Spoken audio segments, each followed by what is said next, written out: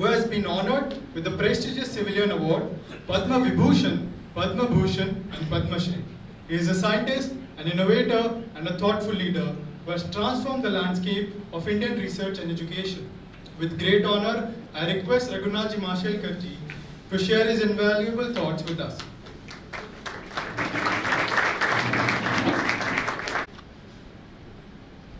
कुठल्या भाषेत बोलू? त्यावेळी मला सांगण्यात आलं की हिंदी आणि इंग्रजी जरा आपण मिक्स केलं तर बरं होईल. त्याचा मी प्रयत्न करणार आहे. मध्ये मध्ये मराठीतही बोलणार आहे.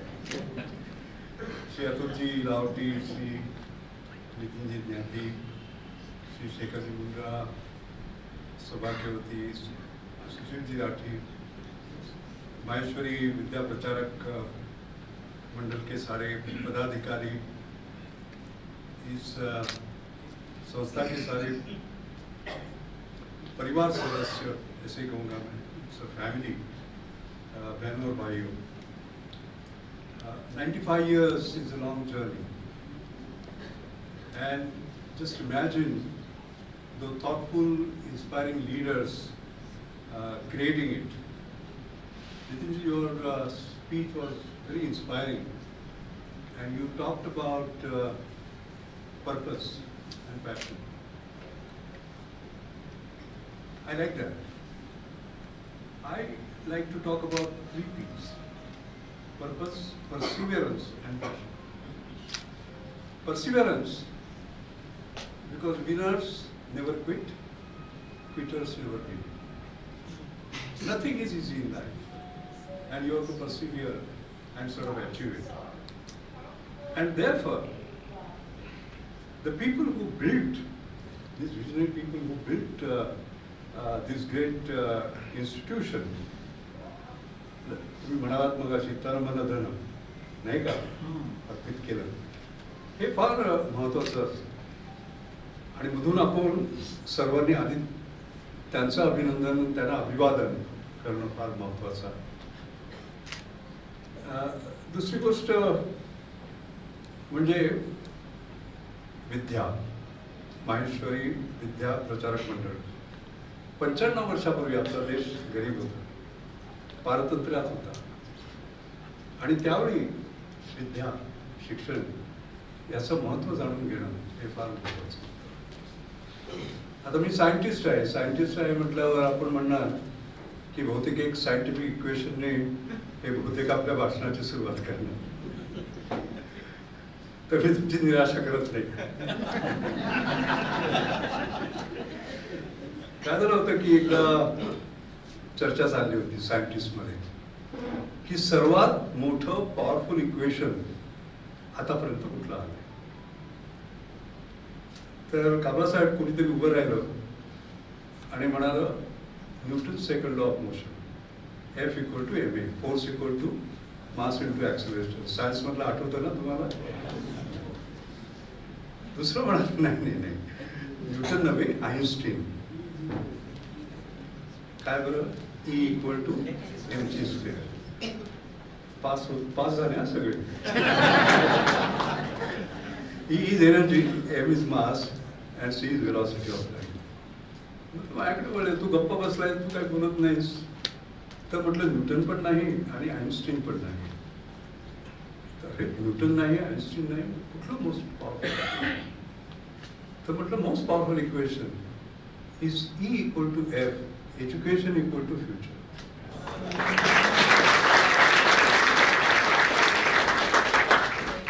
आणि म्हणून ही जी संस्था आहे हे तुम्ही भविष्य घडवता. मुलांचं भविष्य घडवलंय, मुलींचं भविष्य घडवलंय, आणि ते भारताचं भविष्य घडवलंय. हे मोठं काम आहे, हे मला सांगावंच वाटतं. आता दुसरं असं आहे, सायंटिस्टचा प्रॉब्लेम असा असतो की एखादं जर इक्वेशन मांडलं तर ते प्रूव्ह करायला लागेल.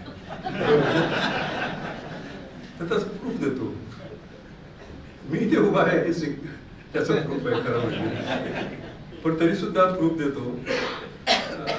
17 मार्च 2000 राष्ट्रपती भवन. तर त्या राष्ट्रपती भवनामध्ये त्या दिवशी पद्मा अवॉर्ड दिली गेली, आणि ती दिली गेली K.R. नारायणन, त्यावेळी ते प्रेसिडेंट होते, त्यांनी दिली. आणि एका मागोमाग एक पद्मभूषण मला आणि रतन टाटांना मिळालं. आता आपण म्हणाल KR नारायणननी रतन टाटांना आणि रघुनाथ माशेलकरांना पद्मभूषण दिलं, याच्यामधनं E=F कसं प्रूव्ह होतं? तर त्याचं कारण सांगतो मी तुम्हाला. KR नारायणनचा जन्म फार गरीब परिस्थितीत झाला, गरीब परिवारात झाला आणि इतकी परिस्थिती वाईट होती की ते कितीतरी किलोमीटर चालत जायचे शाळेमध्ये. त्यांच्या आई वडिलांकडे त्यांची ट्युशन फी द्यायला पैसे नव्हते, तर त्यामुळे ते काय करायचे, वर्गाच्या बाहेर उभे राहायचे आणि नोट्स घ्यायचे. आणि त्यांचं जीवन बदललं. कधी बदललं?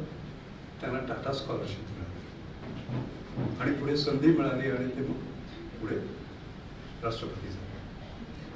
माझ्याबद्दल मी बोलायच्या आधीच सगळं सांगण्यात आलेलं आहे. आपण म्हणाल ते बरोबर आहे. माझा जन्म मार्शलमध्ये झाला. माझे वडील 6 वर्षाचे असताना गेले. फार वाईट परिस्थिती होती. आई मला मुंबईला घेऊन आली.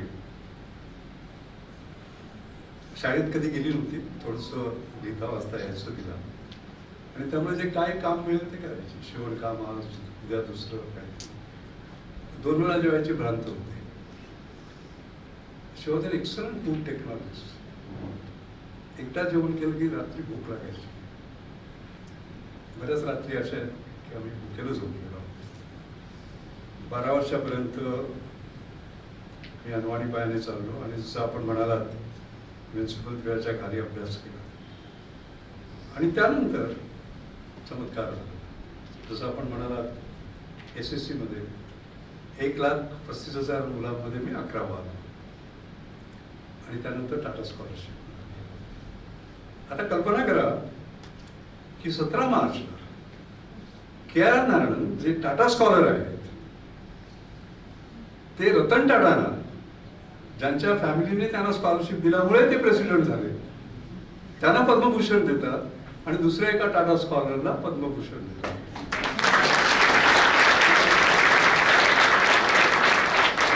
पटलं ना? E=F. अर्थात हे इक्वेशन अपूर्ण आहे.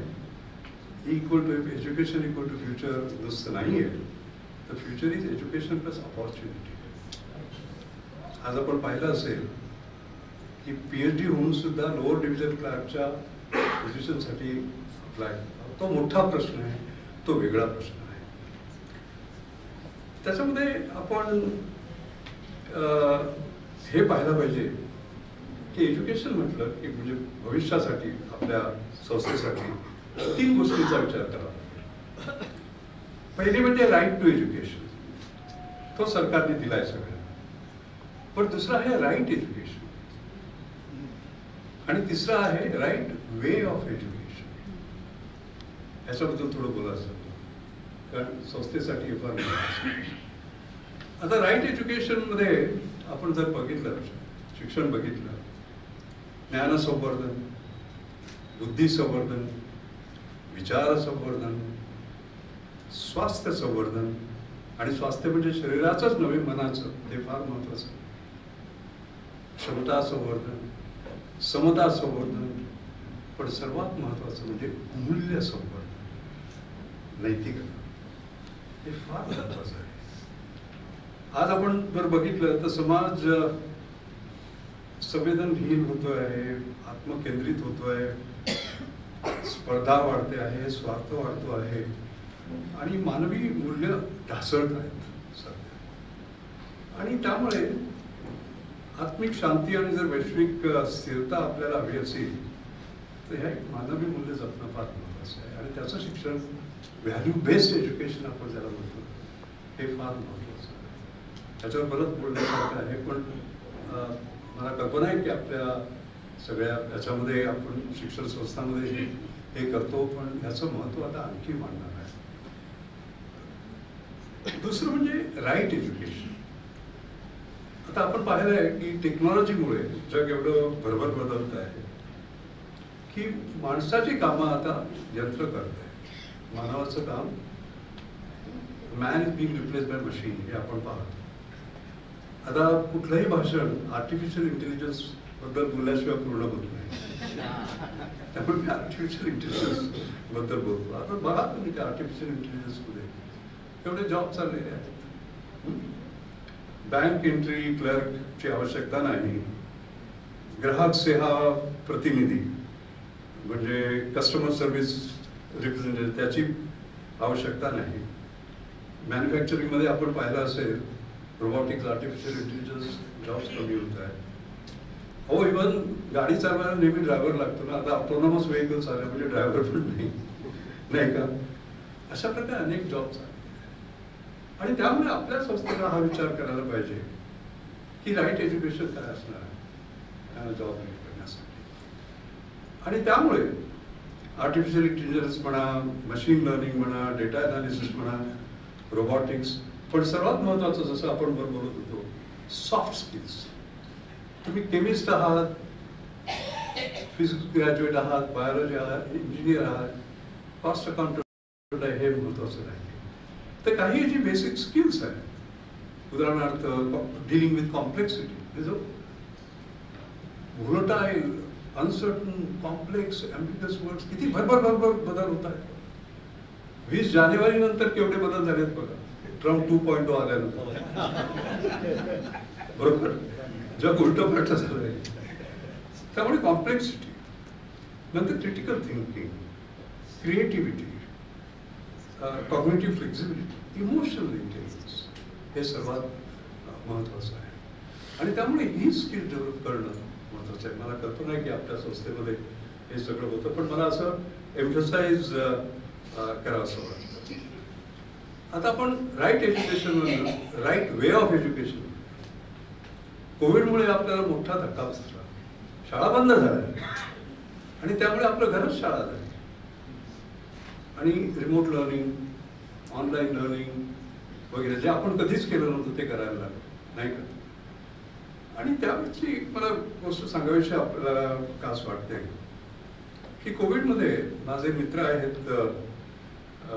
उदय गुजर म्हणून, स्वरूपवर्धिनीचा मी अध्यक्ष होतो, ते उपाध्यक्ष होते आणि ते त्यांच्या नातवाला घेऊन आले 8 वर्षाच्या. त्याचं नाव वेद गुजर, 8 वर्ष बरं का. आणि मला म्हणाले की याच्याबद्दल आम्हाला मोठा प्रॉब्लेम आहे. म्हटलं का, याला सगळं येतं. अरे म्हटलं सगळं येतं म्हणजे आनंद आहे, त्याच्यात याची दुःखाची काय गोष्ट. म्हटलं बस, तुला कुठला विषय आवडतो? सर्व विषय आवडतात. अरे बरं, म्हटलं एका विषयावर आपण कॉन्सन्ट्रेट करू. आणि त्यावेळी कोविड आल्यामुळे मी म्हटलं आपण बायोलॉजीवर बोलू. तर म्हटलं बस मला सांग, बॅक्टेरिया आणि व्हायरस त्यामध्ये फरक काय? 10 पैकी 10 परफेक्ट उत्तर. 8 वर्षाचा मुलगा. मग मी फार जरा रेज केला. म्हटलं म्युटेशन म्हणून काहीतरी असतं. अरे म्युटेशन म्हणजे काय?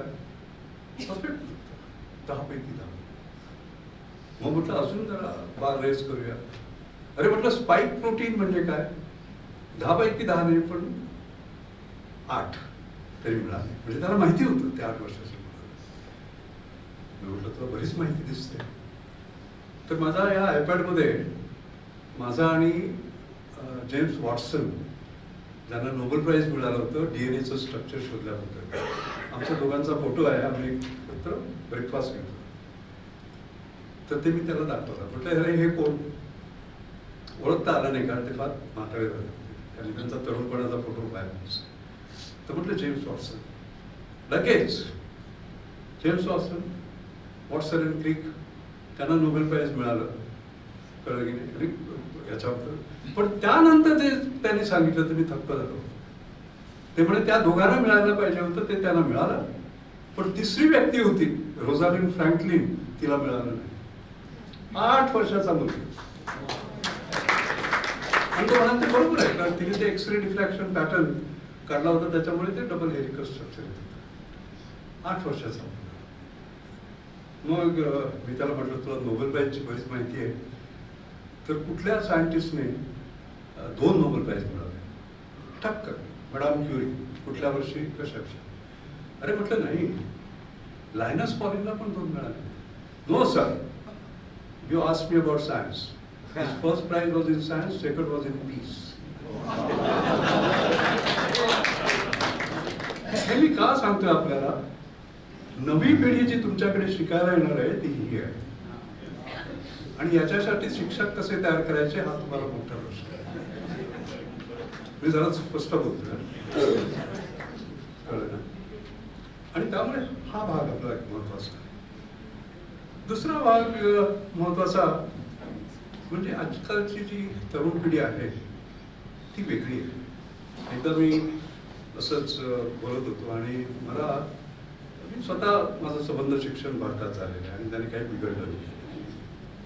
आणि मी म्हटलं, अरे बघा, आपण काय नेतृत्व दिले जगाला, सत्या नडेला,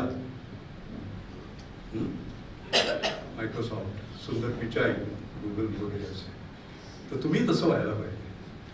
तुम्हाला गंमत माहिती आहे, एक मुलगा उभा राहिला, म्हणाला, sir you got it all wrong. मी म्हटलं का? मला वाटलं तुम्ही काहीतरी चांगलं बोलतोय. तर ते म्हणत, नाही सर, तुमची पिढी जी होती त्या पिढीला काही करून अमेरिकेत जायचं होतं. पुढची जी पिढी आली काही करून अमेरिकेत जायचं आणि मायक्रोसॉफ्ट किंवा गुगलमध्ये जॉब मिळवायचा. त्याच्या पुढची पिढी आली तर मायक्रोसॉफ्टमध्ये नुसता जॉब नाही व्हायचा तर सीईओ व्हायचं. आमच्या पिढीला आमचे मायक्रोसॉफ्ट, आमचे गुगल आमच्या भारतामध्ये करायचे.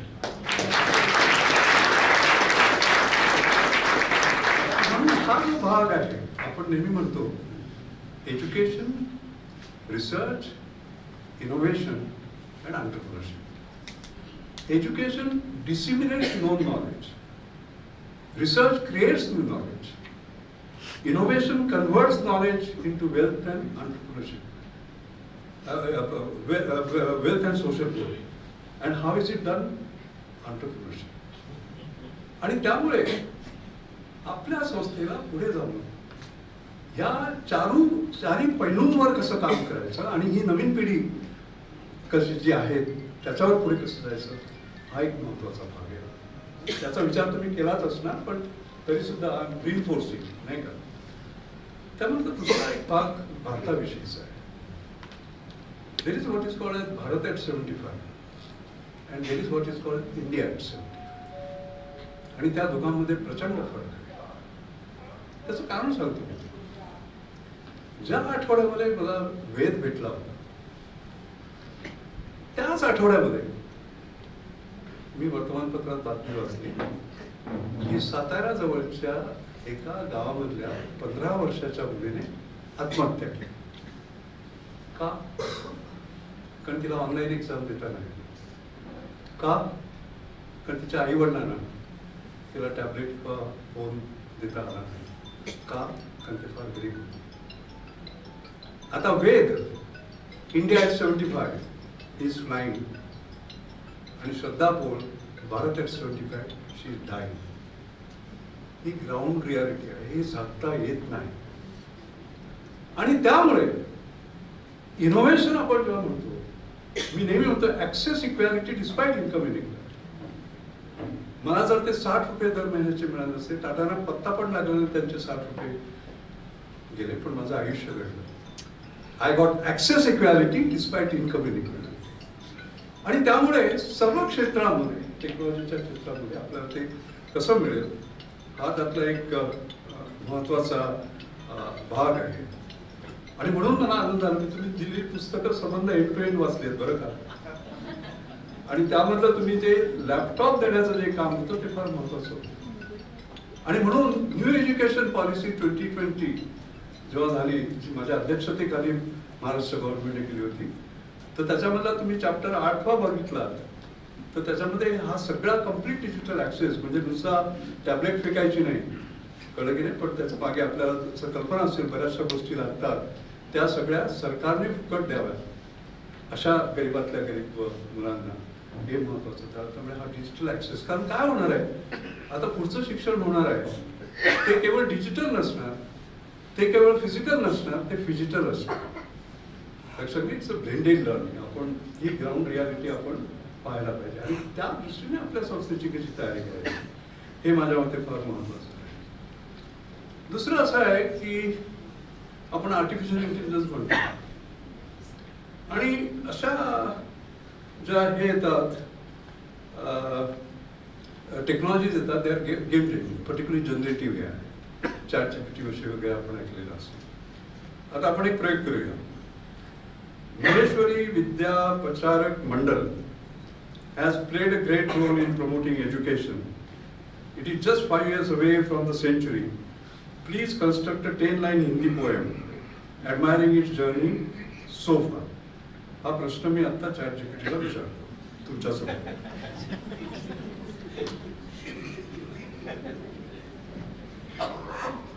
हे बघा उत्तर येते. आलं? 3 सेकंड लगले, 4 सेकंड लगले, 2 सेकंड लगले. काय लिहिलंय?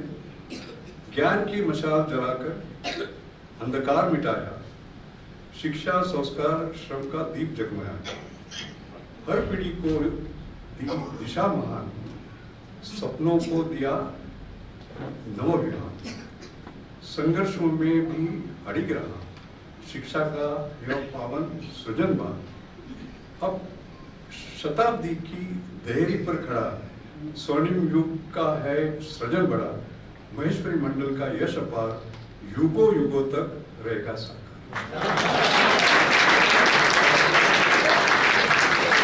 आता ह्या काळात मला नाहीये. आता गंमत करूया आपण.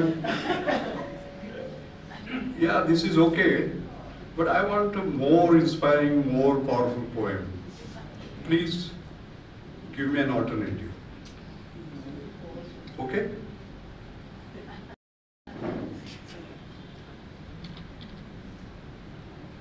आता ऑल्टरनेटिव बोलो.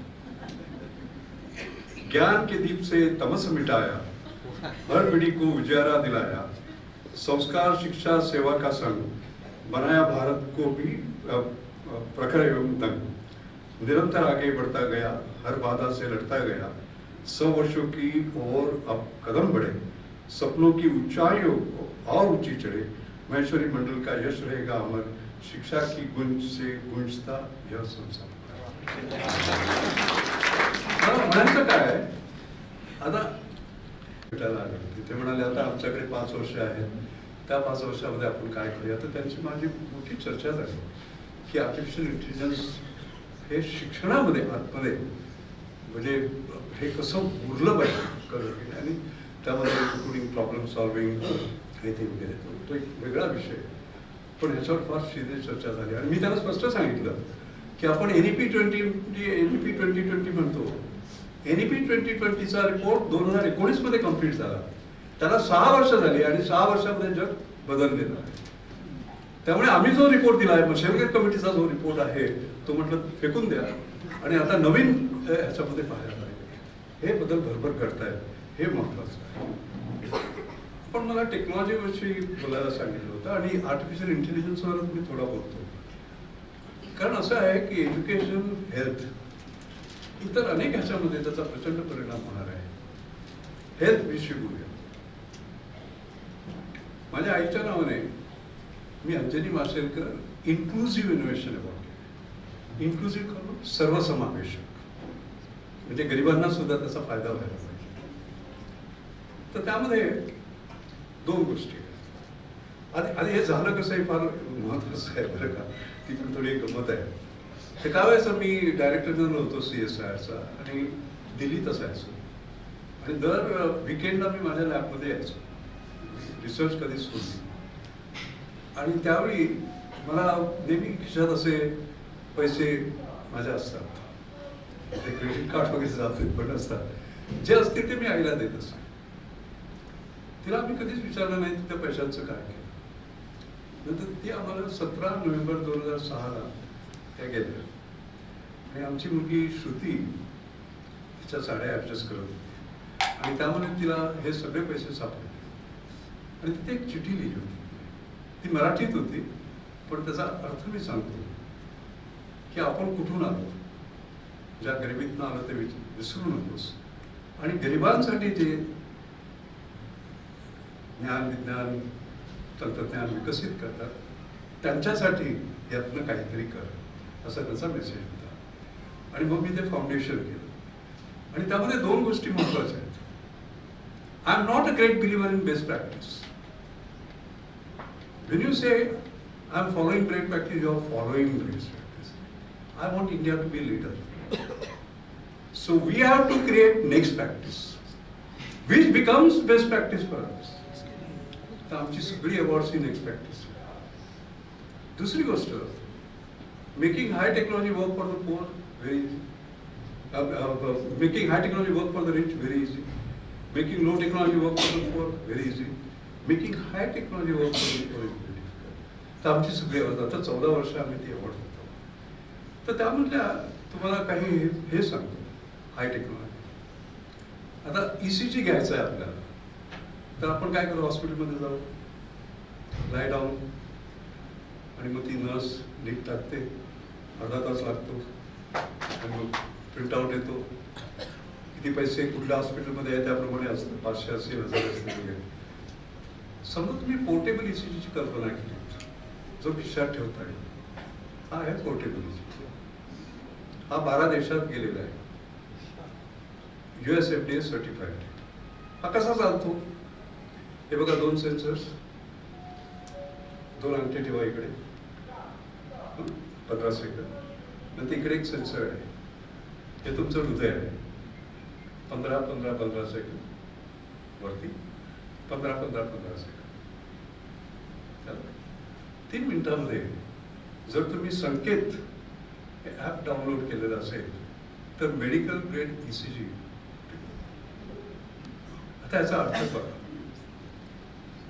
एखादी गरीब स्त्री आहे, कुठल्या तरी गावात आहे, रात्री तिला दुखायला लागतं, मग बैलगाडीत टाका, मोटरसायकलवर टाका, जीपमध्ये टाका, आणि तिला कुठेतरी घेऊन जाण्याची काही आवश्यकता. जर कनेक्टिव्हिटी असली तर हे वापरून हे कुठल्याही डॉक्टरकडे ते जाऊ शकतो. This is making high technology work. तुमच्यापैकी जर कोणाला हवं असेल तर Amazonवर जा, millions of scans around the world, 12 देशांमध्ये, त्याच्यात ऑस्ट्रेलिया आहे, अमेरिका आहे, हे झालेलं आहे. त्यानंतर AI. नितीनजी, स्त्रिया गरोदर राहतात गावामध्ये, त्यांचा हेल्थ चेकअप, त्यासाठी त्यांना बसेस वगैरे घेऊन जावं लागतं. तर सेंथिल नावाचा मुलगा होता, तो सॅमसंगमध्ये काम करायचा बरं का. तर तो म्हणाला, हे कशाला करावं, काय तिची बहीण हे काय, तर तिने ते IoT sensor based system wearable एक तयार केला, आणि तुमचे 7 पॅरामीटर जिथे तुम्ही आहात तिथून तुमचे मेजर होतात, रिमोटली मेजर होतात. एवढंच नव्हे, ते AI असल्यामुळे you can predict your pregnancy and whether it will be safe pregnancy. आज अनेक देशांमध्ये याचा वापर झालेला आहे. जवळजवळ 36 लाख स्त्रिया याच्यावर रजिस्टर झाल्या. आंध्र प्रदेशने तरी कंपल्सरी केली. आणि मला सांगायला अभिमान वाटतो की हार्वर्ड बिझनेस स्कूलमध्ये आता ही केस स्टडी आहे. ही आपली तरुण मुलं आहेत बघा. नंतर आपण विचार करतो खोकला येतोय आणि कळत नाही खोकला कशामुळे येतोय. तर मला वाटतं 3 वर्षापूर्वी आम्ही त्याला अवॉर्ड दिला. श्वास, आपला जो मोबाईल फोन असतो त्याची ऑडिओमेट्री ट्रेन केली कारण साऊंड. तर त्यामुळे TB असला आणि खोकला येत असला, कोविड असला आणि खोकला येत असला, कॅन्सर असला आणि खोकला येत असला, न्यूमोनिया असला आणि खोकला येत असला किंवा इतर असलं, त्याच्यामध्ये वेगळेपणा असतो. आणि त्यामुळे तुम्ही नुसतं खोका कळलं का आणि तुम्हाला कळतं काय. आणि आर्टिफिशियल इंटेलिजन्स. आता कल्पना करा, तुम्हाला नॉर्मली जी डिव्हाइस लागते ती स्पायरोमीटर असते. तो स्पायरोमीटर त्याला 1.5 लाख रुपये लागतात आणि प्रत्येक गावात तो असतोच असं नाही. ह्याच्यामध्ये त्याची काही आवश्यकता नाही. प्रत्येकाकडे फोन आहे आता, नुसतं खोकायचं. स्पायरोमीटरसाठी 45 मिनिटं लागतात. ह्याच्यामध्ये इन्स्टंट. आणि स्पायरोमीटरमध्ये टेक्निशियन्स वगैरे लागतात. त्यामुळे जो 1000 रुपयाशिवाय कमी ह्याच्यामध्ये 1 रुपया. कल्पना करा. म्हणजे when we talk about affordable excellence, here it is 1 rupee. सेवमॉम मध्ये 1000 दिवसासाठी 1000 रुपये म्हणजे 1 rupee. What are we talking about? Not $1, not $10, not $100. We are talking about 1 rupee. बरोबर का? आणि ह्याच्या नेचरमध्ये पेपर्स पब्लिश झाले, त्याचं सायन्स, डीप सायन्स. तर मला म्हणायचं आहे काय की हे जे आपलं जे नवीन जनरेशन आहे हे वेगळं आहे. They are not going for valuations, they are going for values. They are not going for making $1 billion. They are wanting to bring smiles on the faces of billions. आणि अशा लोकांना मदत करणं नितीनजी फार महत्वाचं आहे. आणि म्हणून आम्ही काय केलं, आम्ही पाहिलं की venture capital has become vulture capital. Sorry, इथे कोणी असतील तर लगेच पैसे पाहिजे ना. प्रायव्हेट इक्विटी माइंडसेट आपल्याला हवंय ॲडव्हेंचर कॅपिटल. आणि म्हणून केकी गार्डा 95 वर्षाचे होते, त्यांना मी विनंती केली, माझे मित्र होते ते, आणि त्यांनी 30 कोटीचा एक फंड केलेला आहे आणि आमची त्यांच्याबरोबर एमओयू झालेली आहे. आणि अशी ही जी मुलं आहेत जी व्हॅल्युएशन्स नव्हे तर व्हॅल्यूजसाठी जातात, त्यांना आम्ही आमचं फाउंडेशन बनवलं. त्या फाउंडेशनचा आता बराच विस्तार झालेला आहे. आणि हे फाउंडेशन झालं नसतं जर आईने ती चिठ्ठी ठेवली नसती. त्यामुळे जे काही आहे ते आईला भेटलं. सर्वात शेवटी मला सांगावंसं वाटतं की टेक्नॉलॉजीवर बरंच बोलण्यासारखं आहे. मी फक्त 45 मिनिटं दिली, मला 450 मिनिटं पण कमी पण आहे तेवढ्यात मी सांगतो. म्हणून मी फोकस केला, सगळ्याच्या शोधत नाही. पण त्याच्यामधला एक महत्वाचा भाग म्हणजे जे चेंजेस होतात हे इतक्या भरभर होत आहेत, हा फार महत्वाचा.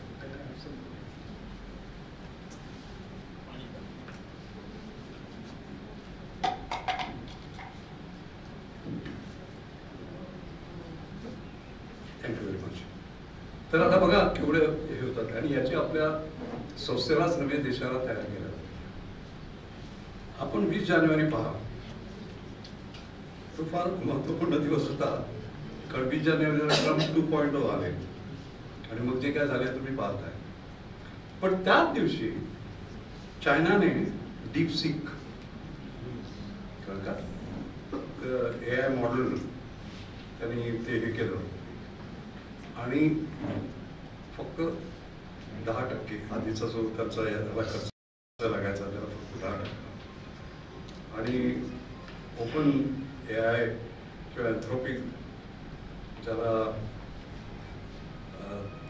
10 मिलियन हे लागायचे वोट लागायचे, त्याच्यावरती फक्त 1 मिलियन म्हणजे 10 पटीने कमी केलं. आणि सिलेक्टिव्ह ॲक्टिव्हेशन जसं 671 बिलियन पॅरामीटर्स आहेत, तर ते सगळे न वापरता एनर्जी खर्च करता फक्त सिलेक्टिव्ह जे पाहिजे ते, जसं आपला ब्रेन न्यूरॉन्स आपण सगळे फायर करत नाही, त्यातले सिलेक्टिव्ह फायर करतो, ते मॉडेल त्यांनी घेतलं आणि त्यामुळे एनर्जी कन्झम्पशन कमी झालं, स्पीड वाढला आणि ते ओपन सोर्स केलं. त्यामुळे कोड मॉडेल, वेट्स म्हणा, ट्रेनिंग म्हणा, सगळं फुकट करून झालं आणि तो मोठा एक अर्थक्वेक झाला. एका दिवसामध्ये अमेरिकेतल्या हायटेक ज्या कंपनी होत्या $1 trillion they lost in market. Nvidia $600 billion. तर मला म्हणायचं काय की this was more from less from more, जसं मी मगाशी म्हटलं, but this was M&M of LLM, large language models. आणि हा एवढा फरक पडला. हे एक्सपोनेन्शियल भाग होता, मगाशी आपण एक्सपोनेन्शियल वगैरे बोलत होतो. तर त्यामुळे आपल्याला ह्या प्रचंड बनवणाऱ्या ह्याच्यामध्ये it is not the rate of change, it is the rate of change. आणि त्यामुळे आजचं जे करिक्युलम आहे ते 2 महिन्यांनी रिलेव्हंट राहील की नाही, हा त्यातला महत्त्वाचा भाग आहे आणि त्याची आपल्याला तयारी करायला पाहिजे. शेवटी मला ज्या इक्वेशनने मी सुरुवात केली त्याच इक्वेशनने मी शेवट करतो, कारण ते फार महत्त्वाचं आहे. Education equal to future. तर आमच्या आईचं काय व्हायचं की रोज कुठेतरी नोकरीसाठी, तर ती एकदा प्रार्थना समाजला ते कॉन्फरन्स हाऊस आहे तिकडे गेली, त्या रांगेत उभी राहिली. ती रांगेत उभी राहिल्यानंतर तिची पाळी आली तेव्हा तिला विचारलं की तू तिसरी पास आहेस का? ती आयुष्यात कधी खोटंच बोलली नव्हती. तर ती म्हणून मी शाळेतच गेली नाही तर तिसरी पास असण्याचं काही संबंध नाही. खरं म्हणजे खोटं बोलता आलं असतं, कारण सर्टिफिकेट नाही होत तिसरी, नाही जॉब मिळाला. ती परत त्याला तिने विचार केला की माझा अपमान का झाला, कारण मला शिक्षण नाही. तर मी माझ्या मुलाला एवढं शिकवणार आहे जे सर्वोच्च आहे, ते किती आहे मला माहिती. माझी बॅचलर डिग्री झाली नितीनजी, आणि मला हिंदुस्थान लेवलमध्ये नोकरी मिळाली होती. ती म्हणाली नाही, मी कुठेतरी शोधून काढलं की PhD म्हणून काहीतरी ते करायला लागले. त्यानंतर माझं झाली PhD, म्हणजे त्याच्या पुढे पोस्ट डॉक्टर. आणि मला अजून आठवतं जेव्हा मला 25 ऑलरेडी डॉक्टरेट मिळाल्या, त्यावेळी मी तिच्याकडे गेलो आणि तिला सांगितलं मला 25 मिळाले. तर ती म्हणाली आता माझं समाधान, आता मी जाऊ शकते. आणि एका महिन्याने 17 नोव्हेंबरला त्या गेल्या, नाही 2 महिन्याने 17 नोव्हेंबरला त्या गेल्या. आपण परत परत त्या 52 ऑनरी डॉक्टरेटचा उल्लेख केला, त्याबद्दल थोडं सांगतो. आतापर्यंत इंजिनिअरिंगमध्ये रेकॉर्ड होता, national record doctor APJ Abdul कलामांचा 48.